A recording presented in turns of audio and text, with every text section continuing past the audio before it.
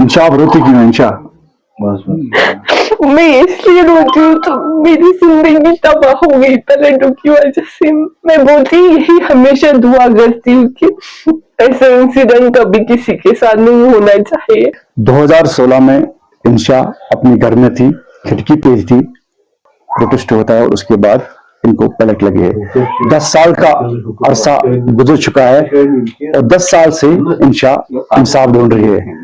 आज सरकार की तरफ से इनको बिजनेस के लिए 40 लाख रुपया देने का जो है बात की गई है।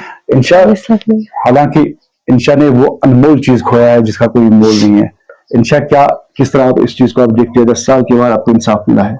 हाँ बिल्कुल, 10 साल के बाद मतलब मुझे इंसाफ मिला है, लेकिन मैं खुश भी हूँ, बहुत ज्यादा सैड भी हूँ, क्योंकि बहुत ज्यादा स्ट्रगल करनी पड़ी इस प्रोजेक्ट के साथ, कि मुझे हजारों के पास जाना पड़ा, चाहे वो कोई भी हो, या हम पॉलिटिशियन लीडर हो या कोई IAS अफसर हो, उसके पास जाना पड़ा, फूड डायरेक्टर हो, जो भी आता था मतलब उनके पास जाना पड़ता था हर साल।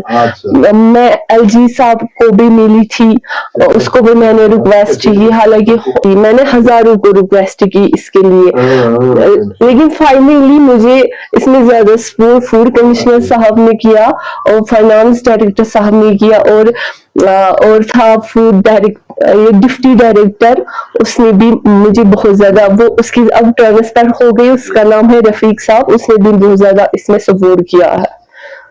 10 साल पहले की इंशा जब थी बचपन, फूड मिनिस्टर, फूड मिनिस्टर, इंशा जब 10 साल पहले हम आए थे, आप छोटी बच्ची थी उसमें, तो अब जो ये पैसे दिए गए हैं, जिंदगी का नया दौर अब शुरू होने वाला है, आप बिजनेस करोगी? जी बिल्कुल, मतलब मलाल तो मुझे है, वो तो मुझे जिंदगी भर रहेगा जब तक मैं इस दुनिया में जिंदा हूँ, क्योंकि पैलेट जो है वो जिंदगी तबाह करते हैं, जिंदगी तबाह करते हैं, वो किसी काम की नहीं सोर्स है पैलेट्स। तो इस चीज का मुझे बहुत ज्यादा मलाल है। मेरे साथ खाली नहीं हुआ, कश्मीर के बच्चों, हजारों बच्चे कश्मीर में है, उनके साथ हुआ, मतलब उनको पैलेट्स की वजह से आंखों का नूर चला गया, उनकी माँ इतनी रोई है, उनके बाप इतने रोते हैं, ये पूछो मत। हालांकि मेरी माँ बाप भी इतना रोते हैं, सुबह भी शाम भी, ये आप पूछिए मत।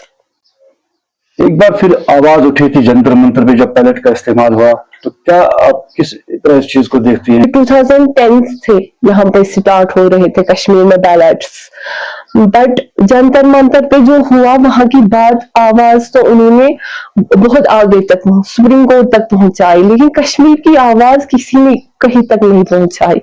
कश्मीर के बच्चों के साथ हुआ, उनकी आवाज किसी ने कहीं तक नहीं पहुंचाई।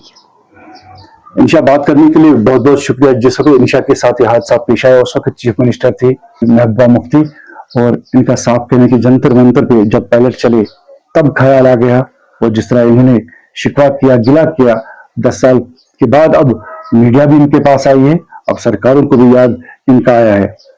इरशाद मलिक, न्यूज़ 18 नेटवर्क, शुक्रिया।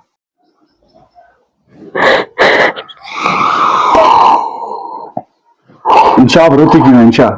बस मैं इसलिए रोती हूँ तो मेरी जिंदगी तबाह हो गई टैलेंटों की वजह से। मैं बोलती यही हमेशा दुआ करती हूँ कि ऐसा इंसिडेंट कभी किसी के साथ नहीं होना चाहिए।